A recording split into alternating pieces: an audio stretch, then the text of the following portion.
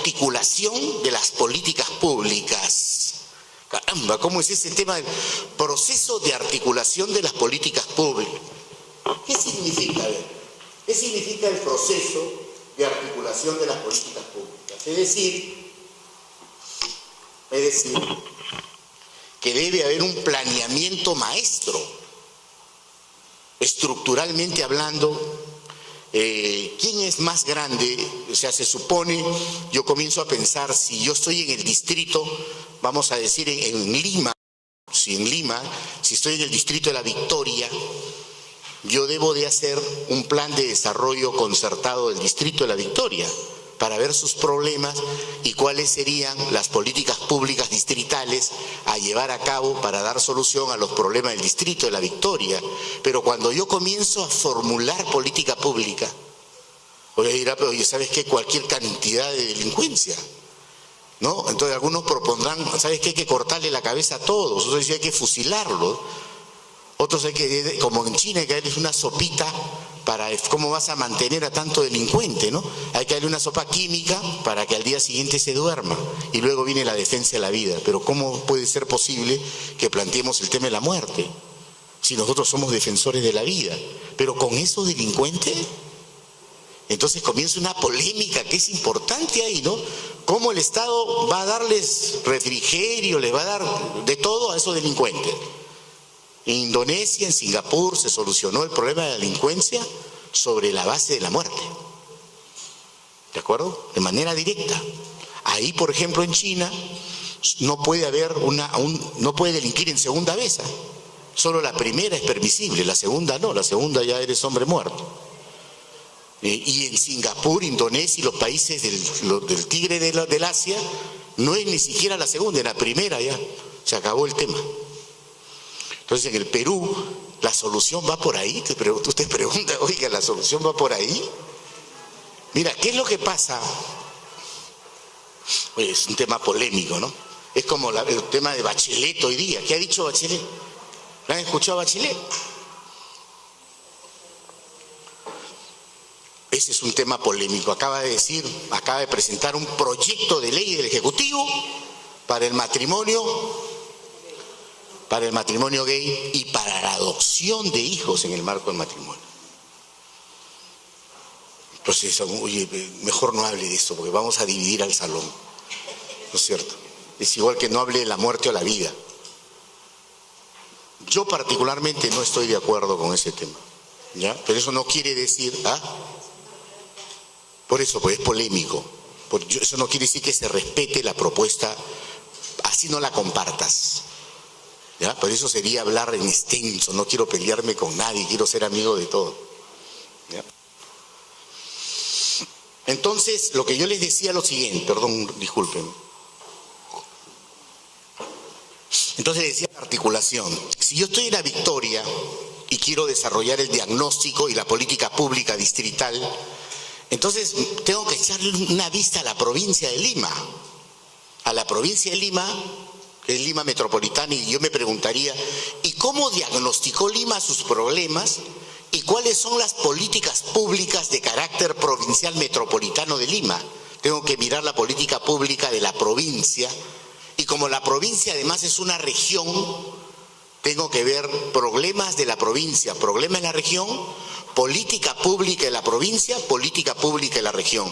Y sobre esa base, formular la política pública distrital. ¿Ya? Y cómo los gobiernos regionales, ahí va, mire la reflexión, no se me pierde en el análisis. No se me pierda en el análisis, mire. La política pública de los gobiernos regionales, subnacionales, sus problemas y sus políticas públicas, para ser formuladas, tienen que revisar qué. Si yo digo Huancavelica tiene petróleo, minería, gas, tiene agricultura, tiene producción, tiene pesquería artesanal, pesquería de río y tiene industria. Entonces yo diría, para formular las políticas públicas del gobierno regional de Huancavelica, tengo que revisar todos los planes sectoriales multianuales de los sectores que tienen presencia en la región Huancavelica. Y tengo que articular esas políticas públicas, articular las de la región con la de los sectores sus problemas con sus políticas públicas sectoriales con la de las regiones. Ya, muy bien, pero además tendría que ver cómo está formulado el Plan Maestro Nacional. Entonces yo pregunto, ¿cómo es eso del Plan Maestro Nacional? O sea, las grandes líneas maestras del desarrollo nacional. Es como que yo digo, ¿cuál es la visión del país? ¿Hacia dónde va el país, señores? ¿Cuál es la visión? ¿Conocen la visión? ¿Podría desarrollar los sectores una correcta visión? Los gobiernos regionales una correcta visión, los locales, provinciales y distritales una correcta, coherente visión, si no tiene una visión del desarrollo del país. ¿Qué es lo primero? Una línea maestra. Lo primero es preguntarse hacia dónde va el país. ¿Cuál es la dirección que el país tiene que seguir? ¿Qué país queremos construir? ¿Cuál es la visión del desarrollo del país? Algunos dirán, yo quiero un país descentralizado en esencia. Los otros dirán, no, yo quiero un país plural y democrático. Por ahí dirán, yo quiero un país realmente nacionalista, ¿no? Y el otro dirá, yo quiero un país moderno, ¿no? Entonces se llama caracterización del país. Lo que tú quieres para tu país, visión del desarrollo nacional. ¿Y dónde debe estar esa propuesta de visión? ¿Quién me dice? A ver, vamos. Si no, ¿de qué vendría la visión de los sectores, de las regiones, de los distritos? ¿Sí? Plan Estratégico del Desarrollo Nacional, llamado PLADES o llamado Perú al 2021. Ahí está la visión del desarrollo nacional. Los ejes estratégicos del desarrollo nacional, ¿cuáles son? Oiga, pero ¿cómo va a hablar usted de desarrollo si estamos a las justas de crecimiento? Estamos en un tema de una parálisis económica, ¿no? Nos hemos desacelerado económicamente, los indicadores de crecimiento son alarmantes y ojalá no impacten con el tema presupuestario. Vamos a desear todos y pedirle al Señor que no impacte con el tema presupuestario. Porque si impacta con el tema presupuestario, es decir, si había una contracción de la economía en la parte de impuestos, había una contracción de la economía en la parte de las inversiones, y si se impacta el ingreso y comienza a tener una reducción drástica, ¿cómo equilibras el presupuesto? ¿Cómo equilibras el presupuesto? Vas a tener déficit, pues, ¿no? Tú tienes un ingreso de 100, pero de pronto, proyectado de 100 y de pronto comienza 80, 60, 50, Dios no lo quiera, de crecimiento del ingreso monetario. No hay inversiones, no existe cobranza de impuesto monetario y entonces te das cuenta que se produce una brecha. A esa brecha, ¿cómo se le llama? Déficit fiscal. Y el Perú ahorita tiene 3.8 de déficit fiscal. Ya pasamos de 3.5 a 3.8. ¿Qué va a pasar si el déficit comienza a crecer? ¿Qué tienes que hacer como política monetaria y política fiscal para equilibrar el presupuesto? Tienes que reducir ¿qué? Reducir la estructura de egresos. Y el 90%, ojo, 88% de la estructura de gastos del presupuesto es gasto corriente. Es decir, es el sueldo que te pagan a ti, que me pagan a mí, que nos pagan a todos, porque somos funcionarios del Estado, ¿no? Entonces, ¿qué va a pasar con eso? Menos mal que estoy en un organismo público constitucionalmente autónomo, porque si estuviera en una condición, de repente ya no podría grabar esta conferencia. Mira, hay que sacarlo a Cueva de manera inmediata, ¿no?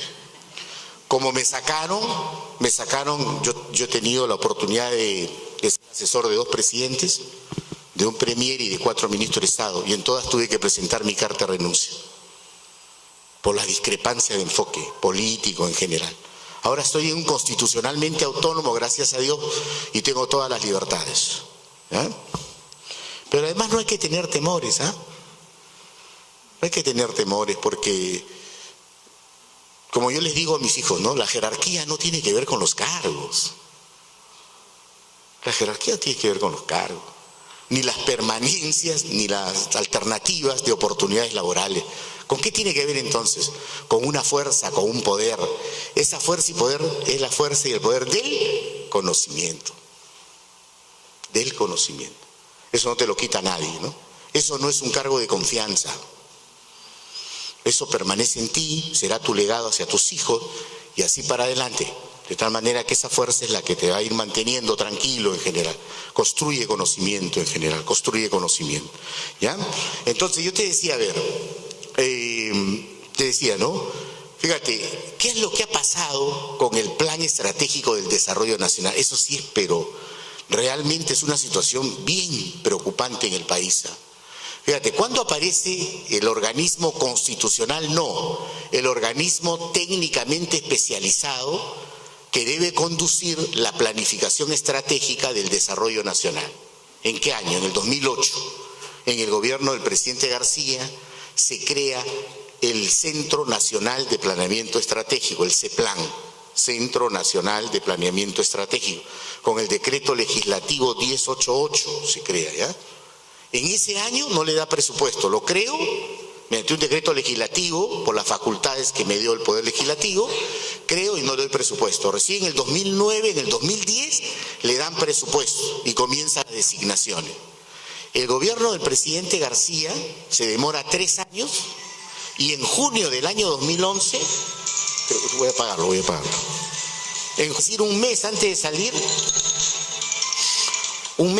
salir, el presidente García, mediante el decreto supremo 057 del 22 de junio del año 2011, el presidente García, mediante un decreto supremo, es decir, confirma el presidente y acuerdo del Consejo de Ministros un mes antes de irse, es decir, se demoró 3 años, en un mes antes de irse aprueba el Plan Estratégico del Desarrollo Nacional, es decir, la visión de desarrollo del país, los ejes estratégicos para el desarrollo, ¿ya? Es decir, los grandes objetivos estratégicos nacionales, que fueron 8, ¿ya? Y en toda la parte programática, los planes, programas y proyectos para sacar al Perú hacia adelante. Lo aprueba un mes antes de irse. Entonces la pregunta es, entonces, ¿cómo gobernaste? Si no tuviste claridad en tu misión, en tus ejes de desarrollo, en el análisis de tus problemas, en el planteamiento de tus políticas públicas, ¿cómo gobernaste? ¿Ya? Bajo intereses, ¿no?, de otro orden y no los intereses nacionales. Pero lo más grave es que ingresa el presidente Humala, ¿ya?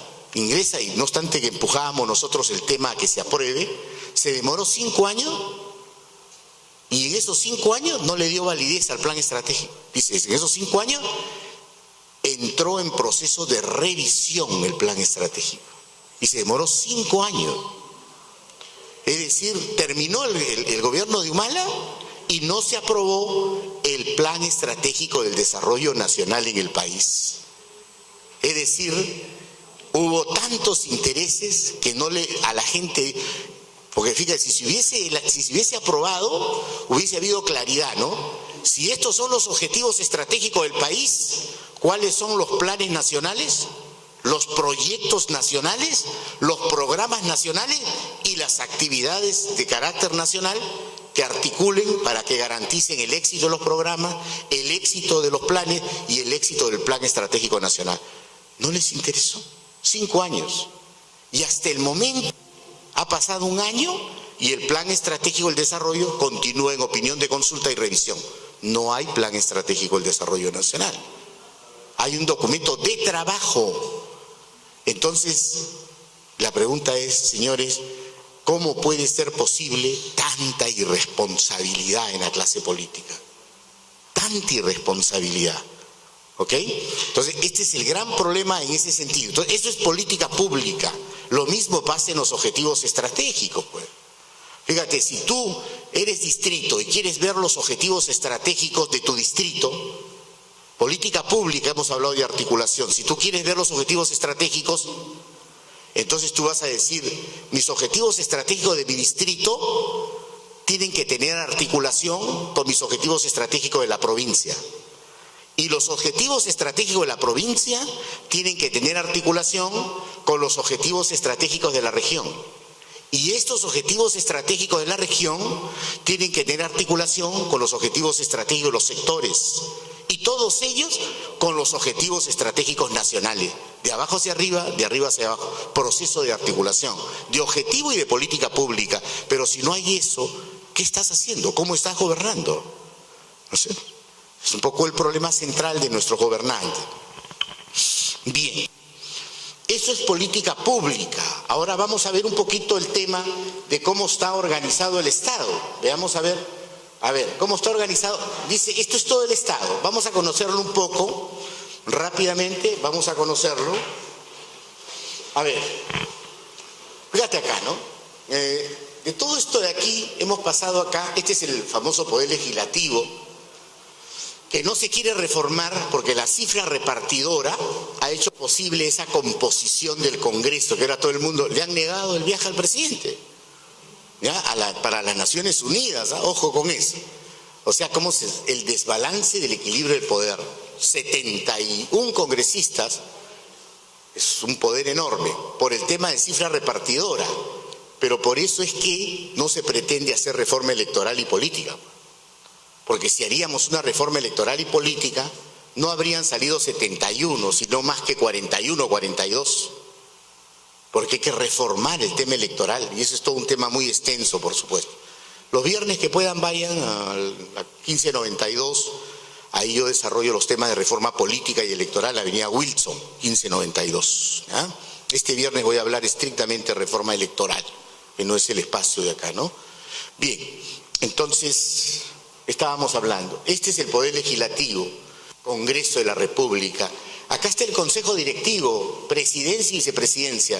Aquí el presidente, ya lo conocen ustedes al presidente, ¿no? Ya el primer vicepresidente, Fuerza Popular. Segundo vicepresidente, señora Acuña, ¿no? De Alianza para el Progreso. Tercer vicepresidencia, el Partido Aprista Peruano, aliado estratégico histórico, ¿no? De todas las plutocracias, ¿no? Y de todas las burocracias y de todos los años de corrupción en el Perú. Ese también es un debate, ¿no? Porque uno dirá, no, pues señora, a ver, demuéstreme, ¿no? Demuéstreme que es diferente. Ese también es un tema polémico, ¿ya? Entonces, este es el tema del Consejo Directivo, Presidencia y Vicepresidencia. 130 congresistas, ¿cuántas cámaras? Unicameral, ¿no? No hay bicameralidad. El país necesita una segunda cámara, una bicameralidad, una cámara de senadores con mayor experiencia, con mayor conocimiento, para poder legislar en temas, en leyes en general que den solución a los problemas del país. La oficialía mayor, que es la parte administrativa, ¿ok? Que es la parte de la gerencia general y administrativa. La comisión permanente, están todos los partidos políticos tienen representación en la comisión permanente, aquellos que tienen obviamente representación congresal. ¿Quiénes son? Por ejemplo, está el Partido Aprista, Alianza para el Progreso, Frente Amplio, que ha dividido su bancada en dos en general. Ok, ya, acá tenemos el Poder Ejecutivo, ¿ah? Poder Ejecutivo. Entonces, acá está el Acuerdo Nacional de que hemos hablado, mira. Hasta ahora está el Acuerdo Nacional acá. Acuerdo Nacional, Presidencia de la República, Consejo de Ministros, Presidencia y Consejo de Ministros, acá están todos los ministerios. Hemos colocado como, por ejemplo, el Ministerio de Agricultura, Educación, Interior, Justicia. Y acá están las comisiones que actualmente tienen vigencia. El CIAS, esta es la comisión intersectorial, o sea, varios sectores de asuntos sociales. ¿Quiénes participan en el CIAS? Los ministerios que tienen que ver con el tema social. Salud, educación, cultura, medio ambiente, inclusión y desarrollo social, mujer y poblaciones vulnerables. Esa es la Comisión Intersectorial de Asuntos Sociales. Comisión Intersectorial de Asuntos Económicos Financieros. Todos los ministerios como Economía y Finanzas, Producción, Vivienda, Transporte, Energía y Minas en general. Y esta es la Comisión de Coordinación Viceministerial. O sea, el Estado, a nivel de Poder Ejecutivo, se maneja como Presidencia, Consejo de Ministros, Presidencia del Consejo de Ministros, Acuerdo Nacional y 3 comisiones, y acá están el conjunto de los ministerios. Muy bien. Ok, Poder Judicial, ¿no? Es decir, oiga, la encuesta dice que del 68% del problema del país, el principal problema es la corrupción en el país. Y de ese 68, el 55% dice que es de los funcionarios que nosotros elegimos, ¿ya? Y el 50% dice que la principal corrupción es en el Poder Judicial, es decir, acá, ¿ya? Acá está, Poder Judicial. ¿Quiénes eligen a los jueces? Si le preguntara, ¿quiénes eligen a los jueces? A los jueces que están en esta instancia. Esa es la instancia en los distritos, centros poblados, caseríos, juzgados de paz no letrados, o sea, no tienen la condición de abogado, no letrado. Juzgados especializados y mixtos, en lo civil, en lo penal, el trabajo, agrario, de familia, ¿no? Esto es lo que se pide que se revise en las candidaturas. ¿Ya? Algunos dicen, no hay que levantar el secreto del orden jurídico, de la situación jurídica de los candidatos. No hay que pedir a los juzgados especializados cuáles son los problemas que tienen los candidatos y las autoridades. Porque si lo levantas te vas a dar cuenta que tienen juicio de familia, tienen juicios civiles, juicios penales, juicios laborales, juicios en todas las salas. Y esos señores pretenden ser, como han pretendido ser siempre, los que nos han gobernado, ¿no? Los padres de la patria y nuestras autoridades en las instancias de gobierno. O sea, en otros países, caso los países en Europa, sobre todo el caso de Finlandia, Noruega, que lo he venido estudiando, la persona que tiene procesos judiciales, más de uno, en lo civil, penal, administrativo, no puede asumir conducción ni política ni en el Estado. Primero dice, vaya usted a solucionar sus problemas y después tenga usted la catadura, la integridad moral para poder ser autoridad. Acá no, pues. Aquí hasta un sentenciado, ¿ya? Un sentenciado o una persona que esté en vías de problemas judiciales varios, puede ser alcalde, puede ser gobernador regional, consejero, puede ser regidor, puede ser vicepresidente, presidente y lo que sea. Por eso es un tema de integridad en general, ¿no? Entonces son los juzgados. Aquí está. Si acá pierdes, vas a elevar obviamente el tema a la Corte Superior de Justicia, ¿ya? Incluso en los temas de prisiones preventivas, ¿eh? Ha perdido acá Ollanta y Nadine y apeló acá también ya perdió, incluso en la prisión preventiva, y ahora apelado a nivel de la Corte Suprema de Justicia para ver si ahí lo absuelven o lo ratifican la prisión preventiva, para todos los que están presos en general, ¿no? Acaban de anunciar que el caso del Metro 1 va a tener sorpresas esta semana, por una declaración del viceministro y una declaración que le van a tomar al ministro de ese entonces. ¿Cómo se llamó ese ministro? Mi tocayo, Enrique Cornejo. Van a haber algunas sorpresas ahí, ¿no? Van a haber algunas sorpresas, ¿ya? Entonces, bien, Corte Suprema. Ya la Academia de Magistratura forma, pero ¿quién elige a los jueces? ¿Quién elige a los jueces? Pregunta. Este es un poder del Estado, pero ¿quién elige a los jueces? Por eso dice, reforma en la institución que elige a los jueces. Desde el juzgado de paz letrado, el juez superior y el juez supremo. ¿Quién los elige? Muy bien, el Consejo Nacional de la Magistratura, y el Ejecutivo presentó un proyecto de ley para reformar el Consejo Nacional de la Magistratura. El Consejo Nacional de la Magistratura es un organismo constitucionalmente autónomo, parte de los 10 organismos. ¿Cómo está conformado? ¿Cómo está conformado y cómo quieren ahora que se conforme? ¿Estaríamos o no de acuerdo? Está conformado, por ejemplo, por 2 representantes de los colegios profesionales. ¿Ya? 2 representantes de los colegios profesionales, del Consejo Nacional de Colegios Profesionales. Además, está conformado por un representante de las facultades de Derecho de las universidades públicas, un representante de las facultades de Derecho de las universidades privadas, ¿ya? Y un representante del Ministerio Público y un representante del Poder Judicial. Todos conforman la estructura del Consejo Nacional. ¿Y qué de malo tiene? ¿Dónde está la crítica? Que en el poder judicial y en la Fiscalía de la Nación son designados a dedo, es decir, los consejos supremos de la Fiscalía, ¿ya? Los jueces supremos de la Fiscalía y los fiscales supremos de la Fiscalía y los jueces supremos de la Corte Suprema, ¿ya? Eligen por mayoría, por designación en asamblea a su representante. Y el Ejecutivo dice, un momentito, el representante del fiscal y el representante de los jueces debe ser elegido por un juez un voto y un fiscal un voto. Hay que democratizar la elección, ¿ya? O sea, no la jerarquía. Todos los fiscales votan y finalmente sale al que corresponde, ¿ya? Y lo mismo pasa con las universidades públicas y las universidades privadas.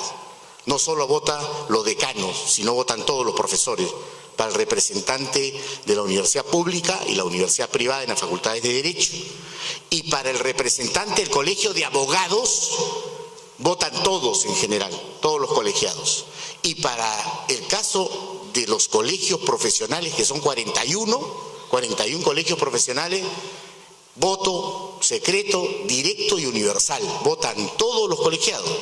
Los últimos miembros del Consejo de la Magistratura han sido por voto directo en asamblea regional. O sea, representantes regionales han venido a Lima y ha habido voto directo y han elegido a los dos del Consejo Nacional de la Magistratura. Entonces, los procedimientos están siendo obviamente observados. Pero ¿qué dice la propuesta del Poder Ejecutivo? Dice que lo siguiente, dice, no, mira, ¿sabes qué? Que exista un representante del Poder Ejecutivo y un representante del Poder Legislativo, más uno del Poder Judicial, más uno en la Fiscalía y otro del Colegio de Abogados, 5 nada más. Entonces la pregunta es, ¿eso significa politizar el Consejo Nacional? Politizarlo, es mejor democratizarlo. Por eso yo particularmente no estoy de acuerdo con la propuesta del Ejecutivo, más bien con la propia propuesta del Consejo Nacional de la Magistratura. O sea, todo elección, de tal manera que la representación sea un sentir de las bases en general. ¿Ya? Muy bien. Aquí están los organismos constitucionalmente autónomos: Jurado, OMPE, RENIE, Consejo Nacional, Tribunal Constitucional, Ministerio Público, Defensoría, Contraloría, Superintendencia y Banco Central de Reserva. Aquí existe una isla. ¿Cómo es eso de la isla? En términos remunerativos es la primera gran diferencia. ¿Ya? Aquí, por ejemplo, quien logra ingresar a sus hijos a la Superintendencia de Banca, al Banco Central y a la Contraloría, ya estos señores, es un privilegio y hay que reconocerlo. Yo, por ejemplo, pensé entrar en el Banco Central, ¿no? Y no pude ingresarlo. ¿Ya? No pude ingresar. ¿Ves? Es una frustración, pero que bueno, ya pasó, ¿no? O sea, la capacidad de nosotros es en administrar nuestras frustraciones. Yo me río más bien porque he ido a dictarles a mis colegas ahí en el Banco Central de Reserva el curso justo de análisis macroeconómico y yo no pude entrar al BCR. Al final varios de ellos son mis alumnos. Es una frustración, como todos tenemos frustraciones en diferentes aspectos de nuestra vida, pero no nos debe preocupar, porque ganaría mucho más de lo que estoy ganando, ¿sabes? Los funcionarios ganan 3 veces más de todo el resto de la administración pública de acá, y 6 veces más de toda la administración pública, 6 veces más en promedio. Entonces ingresar aquí es una isla, ¿ya? Y la pregunta es, ¿y por qué estos señores tienen esa corona? ¿Cuál es la respuesta? ¿Cuál es la respuesta? ¿Por qué? Porque ellos en su ley orgánica, ojo con eso, en su ley orgánica de creación, ellos tienen un artículo que dice, ¿ya? Un artículo que le da la competencia funcional para que ellos aprueben, por acuerdo de su alta dirección, su escala remunerativa. Por eso que la Superintendencia de Banca, la Contraloría y el Banco Central, cada año, por acuerdo de su alta dirección, de su directorio o consejo directivo, aprueban una nueva escala remunerativa. En cambio, todo el resto del Estado, incluido nosotros, o sea, todos acá, todos, Defensoría, todos, y más aún las universidades en general, ¿pueden aprobar su escala remunerativa? No, oiga, nosotros no nos aumentan hace 15 años. ¿Y a ustedes hace cuánto tiempo? Ya. Entonces, ¿y saben por qué? Porque, fíjense, la ley de presupuesto, que les pido que revisemos todos los años, crea un candado que prohíbe el incremento de remuneraciones y da la facultad, es decir, el mecanismo para poder establecer el incremento remunerativo. ¿Cuál es el mecanismo? Y me dice, a ver, tiene que haber no, presupuesto puede haber. Dice que tiene que haber un decreto supremo. Decreto supremo. El decreto de urgencia es de carácter coyuntural. El que está en la ley de presupuesto dice decreto supremo. Es decir, Presidencia de la República con acuerdo del Consejo de Ministros. Pero pone una restricción que en ese ejercicio fiscal presupuestario no va a haber incremento remunerativo. Salvo la norma de sección. ¿Y cuál es la norma de sección? No. La norma de sección es 2 artículos que tiene que haber en cada presupuesto. Dice, exonérese a la Universidad Nacional Mayor de San Marcos del artículo 7 y del artículo 8, que justamente son aquellos que impiden el incremento remunerativo. Le dice que exonérese de esos 2 artículos y presentes el proyecto al Ejecutivo, al Poder Ejecutivo, para su aprobación vía decreto supremo. Porque si usted no se exonera anualmente, ni siquiera puede presentar el proyecto de nueva escala remunerativa. De tal manera que estos señores tienen, obviamente, esta facultad de ganar más en razón al concepto de que en su ley orgánica expresamente indican esa condición. ¿Ya? Muy bien, eso es lo que corresponde. Ya, esto es gobiernos regionales, consejo regional, gobernador regional, antes presidencia, y el consejo de coordinación regional. Ahora fíjate, antes se elegía en vamos a decir, en un solo voto al gobernador regional, al presidente regional y al consejo regional. Ahora no, ahora la elección es por separado. La elección es por separado. Por eso es que existen algunos, el presidente o el gobernador no tiene mayoría en su consejo regional. Las listas se eligen por separado. ¿Ya? Muy bien. Entonces, ¿y el Consejo de Coordinación Regional qué es? ¿Quién me dice? Es la participación de la ciudadanía, de la sociedad civil, organizada o no organizada, es decir, ONGs, asociaciones civiles, fundaciones, sociedades civiles, empresas, en la gestión del gobierno regional. Entonces, ¿pero para qué se forman los consejos de coordinación regional? Es que cada año existe lo que se llama el accountability. ¿Qué cosa es? La rendición de cuentas. Los gobernadores regionales con su consejo regional, así como los alcaldes con sus consejos, deben rendir cuentas a la ciudadanía respecto de sus inversiones, el acuerdo que tienen cada año. Es decir, a ver, en la Municipalidad de La Victoria, que hemos hecho referencia, vamos a aprobar que en este año vamos a tener 10 millones para poder hacer proyectos de inversión y dar solución a los problemas que tiene el distrito de La Victoria. Si eso se acordó el año 2017, cuando llegue el año 2018, tú tienes que rendir cuenta de los 10 millones. Señor, le dimos la facultad de los 10 millones para que haga proyectos de inversión pública. ¿Puede informarnos cómo van los proyectos? ¿Cuáles son los avances físicos y financieros de los 10 proyectos? ¿Cómo están los saldos presupuestales? ¿Cuál es el nivel de ejecución financiera en estas obras? ¿Okay? Eso se llama rendición de cuentas. Eso se elabora en el presupuesto participativo. Todos los gobiernos regionales, las municipalidades provinciales y las municipalidades distritales tienen que dar rendición de cuentas de los proyectos de inversión pública de su cartera en cada año, lo tienen que dar cada año en el presupuesto participativo. Pero hay un organismo de participación ciudadana que participa todo el año para hacer seguimiento, evaluación, monitoreo y supervisión de los presupuestos participativos anuales. ¿Me dejo entender? Es una instancia orgánica que se reúne una vez al mes, 2 veces al mes, con los consejos correspondientes, sean municipales o regionales, para poder hacer el seguimiento, la evaluación, el monitoreo, la supervisión y el control de la ejecución de los proyectos, de la ejecución financiera presupuestaria. ¿Ya? Ok, pero lo que pasa en la práctica es que estos consejos que deben reunirse, tanto el de aquí regional como el consejo de acá a nivel provincial y distrital, en vez de reunirse cada 15 días o un mes, se reúnen 2 veces al año. Y al final sus informes terminan elaborándolos las gerencias de planeamiento y presupuesto de las propias municipalidades y gobierno regional. Es decir, ¿hicieron seguimiento? No. ¿Hicieron evaluación? No. ¿Hicieron supervisión, control y monitoreo? No. Se designaron y no tuvieron vida orgánica. Y la pregunta, ¿y por qué? Hay un desinterés del ciudadano, es decir, yo tuve la oportunidad de estar en 4 municipalidades y 2 gobiernos regionales. Y cuando los convocábamos, por decirte de 8, venía 1, venía 2.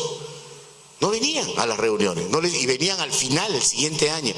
¿Y saben por qué? Porque, oiga, ¿sabe qué? A diferencia del Japón, es una experiencia muy interesante, los consejos regionales y los consejos locales, distritales y provinciales son remunerados. Es decir, funcionan como un directorio. se les otorga dietas por cada reunión de los consejos. Entonces la persona dice, bueno, pues ahora sí, no sé si eso estará bueno o malo, ¿no? Porque si tú eres una autoridad elegida en el consejo regional o en el consejo local, no tienes que verlo desde el punto de vista si te van a pagar o no. Es un concepto de identificación con los problemas de tu distrito, de tu provincia, de tu región. Y si tú has aceptado la elección, tienes que tener una conducta cívica nacional de identificación con tus problemas y participar, si no, no aceptes que te eligen, ¿no? Entonces ahí falta una cultura cívica de compromiso de la sociedad en torno a sus problemas para participar efectivamente en su solución, ¿ya? Muy bien. Entonces esta es la famosa ley orgánica del Poder Ejecutivo que he pedido que siempre la revisen, ¿no? Una pregunta que va a venir es, oiga, la ley orgánica del Poder Ejecutivo, esa ley es del año 2007, ¿ya? Ahí está la ley 29158, artículo 45 y 46, define lo que es la gerencia pública, la gestión pública. Ya les dije que la gestión pública se divide en dos, sistema administrativo y sistemas funcionales. Ya, y la pregunta de fondo va a ser, esto se le va a entregar también, va a ser inmediatamente, ¿y qué cosas son los sistemas administrativos? ¿Cuál es la misión de los sistemas administrativos? ¿Para qué existen? ¿Por qué existen? ¿No es cierto? ¿Cuál es su razón de ser? Y ahí aparece claramente la definición, ¿no? Tienen por finalidad regular la utilización de los recursos en las entidades de la administración pública, promoviendo eficacia y eficiencia. ¿Ya? ¿Qué cosa es eficiencia? Uso de los recursos de manera honesta, de manera transparente, ¿ok? Uso de los recursos, o sea, eficiente, uso de los recursos en la solución de los problemas, ¿ya? En la solución de los problemas, tú gastas, ¿no? Entonces como que el partido de fútbol, que ojalá no suceda, ¿no? El Perú jugó bonito al final, pero ¿cuáles fueron los resultados? Siempre al final nos voltean el partido y nos ganan. Ojalá no suceda con Bolivia ahora el jueves, pero la historia del Perú es esa. Por tantos años no hemos ido al Mundial por eso, ¿no? Oiga, qué bonito juega el Perú, un pasecito, ¿no? De taco, de pechito, de cabeza, un buen pase, ¿no? Pero al final, oiga, qué eficientes son los jugadores. O sea, hay un buen rendimiento, utilización de la pelota en general, ¿no? Qué eficientes son. Pero ¿cuál es la eficacia? La eficacia es la efectividad. Tiene que ver con el resultado, hay que meter goles, en la vida hay que meter goles, ¿no? ¿No? Es como decir, estudias bastante, oye, pero hasta ahorita no sacas el título, ¿no? Ya puedes de una vez, saca el título, pues, ¿no? Ok, entonces, ese es un poco el tema también, ¿no? Que nos compete a todos, salvo situaciones que a veces las obligaciones laborales impiden, pues, que uno pueda avanzar con resultados por razones diversas, ¿no? Yo las comprendo, yo le digo a mis hijos, yo tuve que esperar a los 40, mi primera maestría la hice recién a los 45 años, no podía antes, con 4 hijos, lleno de responsabilidades laborales, ¿no? Y de ahí ya no paré, por supuesto, ¿no? O sea, sigo estudiando, ¿ya? Pero tuve que esperar, entonces a veces no es que no deseemos, sino que a veces hay obligaciones. Tenemos que trabajar mañana, tarde y noche, sábado y domingo y feriados. ¿No? Pasa eso si queremos equilibrar las cosas. De las 5 nos vamos a un trabajo de las 6, trabajamos sábado y domingo y encima feriados. ¿Ya? Yo ahora ya tengo el privilegio de no trabajar sábado y domingo. Yo mi agenda la manejo de lunes a viernes y mi esposa la maneja de sábado y domingo.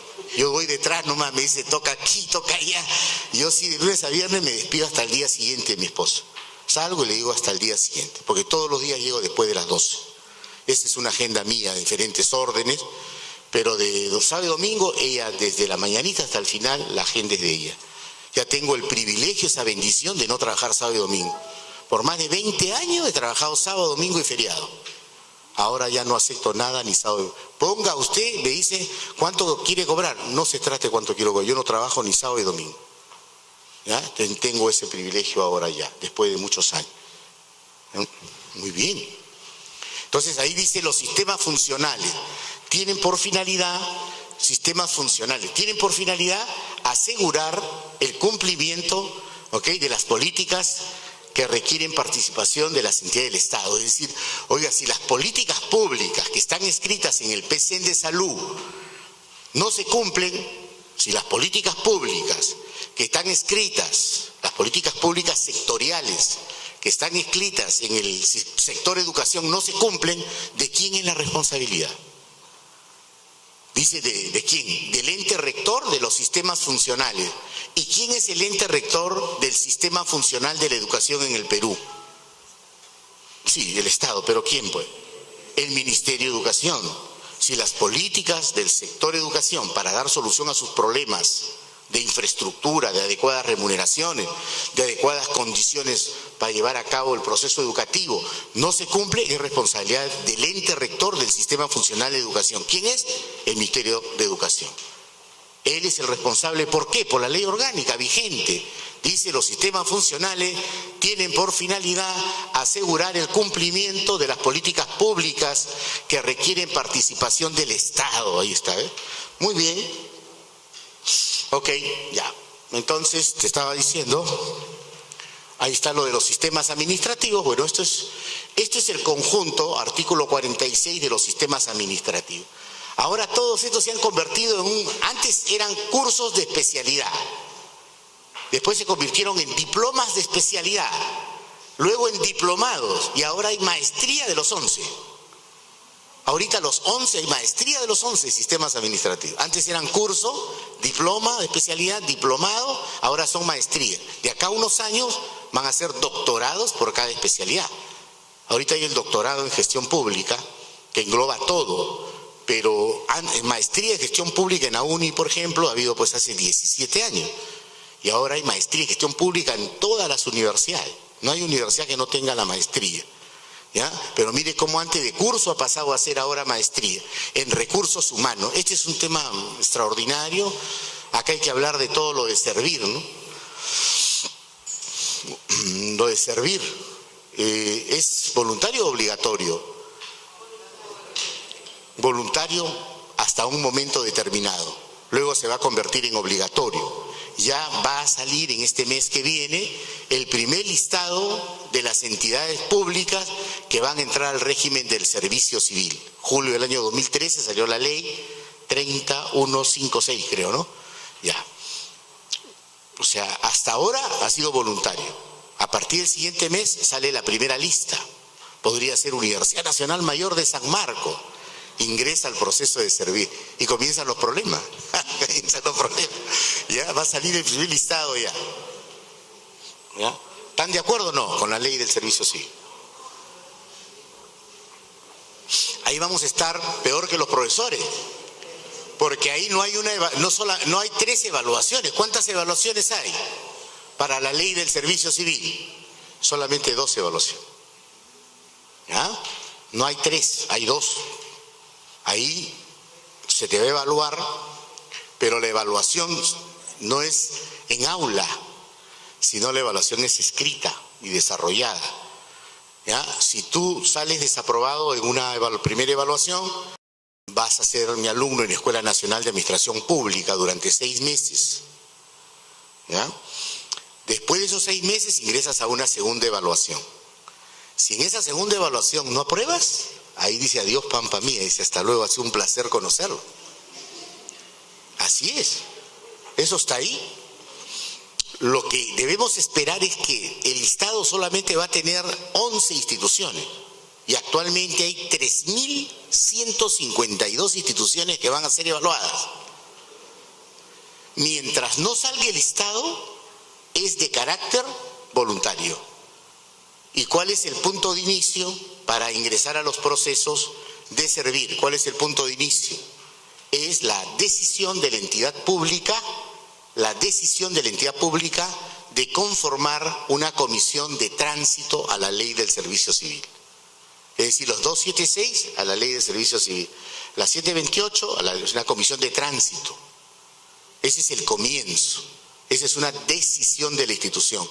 Ahora, ¿es o no es conveniente ingresar a la ley de servicio civil? Ese es un tema. Mira, no hay otro camino. Si tú quieres ganar más, si ustedes desean, como todos deseamos ganar más, ¿no es cierto?, que ingresar a la ley del servicio civil. No hay otro camino. Porque ese camino de la exoneración del 7.8 y que existe en la disposición transitoria final en la ley de presupuesto que haga una excepción por San Marcos, eso puede ser una utopía, ¿no? Muy lejos de realizarse. ¿Ya? Tendría que haber un lobby, tendrían todos ustedes, incluido yo, estar en el gobierno para dar la prioridad que San Marcos esté en la opción preferente, ¿no? ¿Ya? Y no estamos en el gobierno, por supuesto, ¿no? Entonces, bien. Si realmente quieren cambiar la condición remunerativa, el único camino es la ley del servicio civil. Pero ese camino tiene sus riesgos. Por eso que los profesores dicen, no importa que gane ya lo que estoy ganando, pero si me haces 3 evaluaciones, por favor, déjame en el puesto que estoy. Es la supervivencia, la condición de que... Ahora, ¿esto es justo o no es justo? Ya, si lo miramos desde el punto de vista del alumnado, de los niños que necesitan educación de calidad, no es justo. Pero si lo vemos desde el punto de vista de un trabajador que agotado ya, no ha podido especializarse, está cansado, ¿cómo le vas a exigir, oiga, una concentración total si de repente tú tienes muchos problemas, sobre todo económicos? La persona que tiene problema económico no está en condición absoluta de poder entender todo, ¿eh? Solamente entiende el 40%, está pensando en sus deudas y con un coeficiente más o menos médicamente normal, es decir, estás bien de salud. Si tú a un problema económico le sumas problemas de salud y a esos problemas afectivos, sentimentales y de otro orden, entiendes el 20%. Sí.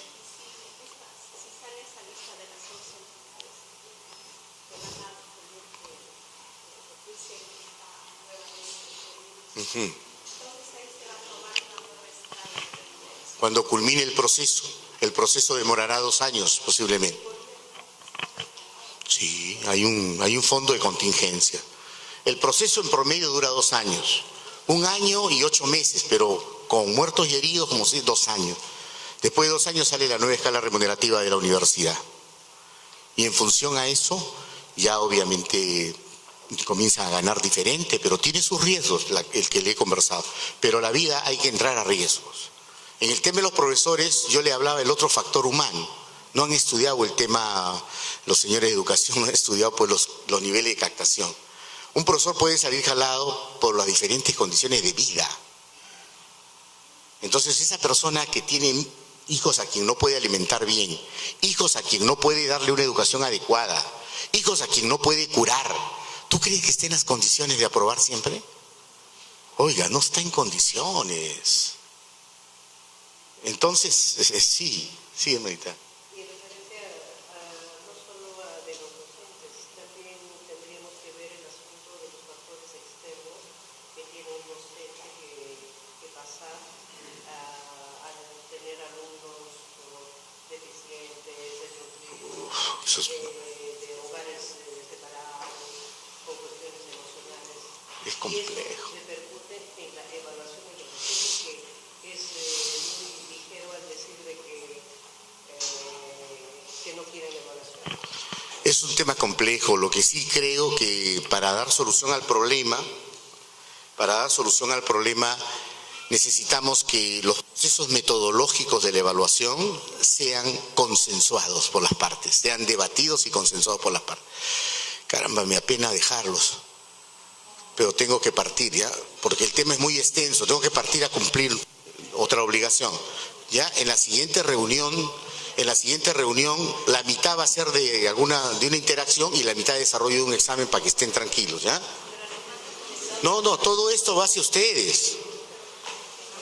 Todo va hacia ustedes. Lo que pasa es que yo tengo la última clase y ya me despido hasta próximo aviso, ¿ya? Muchas gracias.